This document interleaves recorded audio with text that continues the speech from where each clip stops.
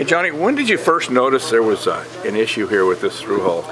Well, just on initial inspection. Really? From it. Yeah. Straight away you can see that there's a crystalline accumulation on it. That's indicative of it's leaking. The bronze has begun to deteriorate. The handle is very rusty. It looks like it hasn't been exercised in years.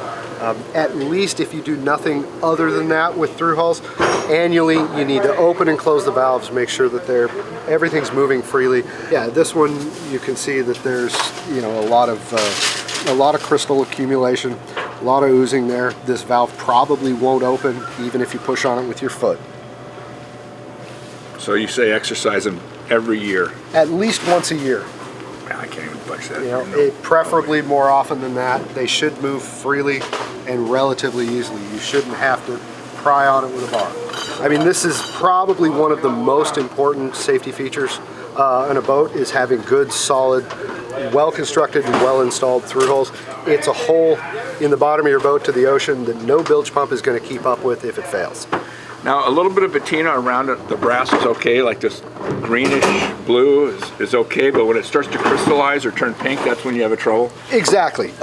Any kind of bronze fitting you put in a boat from the moist air and exposure to salt water is going to get, relatively quickly, is going to get a green patina on it. That's not indicative of a failure or anything like that. That's normal. If it's turning pink, if you see iron rust, that's something that shows that you've used the wrong kind of metal to begin with. Or plastic. Yeah, or plastic. This one had a plastic through hull tailpiece on it. Which you never do. Which is something you should never do below the water line. This is a fully flanged seacock, which secures to the hull itself. And this comes up underneath. And then is threaded with straight thread through the hull into the valve portion of the seacock.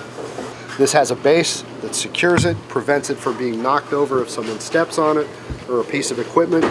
It is much more difficult to snap this off when it's secured to a bronze tailpiece and the flanges are properly secured to the hull than it is a plastic, nylon piece like this. This will definitely sink your boat if it fails. It's probably one of the simplest possible preventative maintenance things you can do on a boat, and it's absolutely one of the most critical.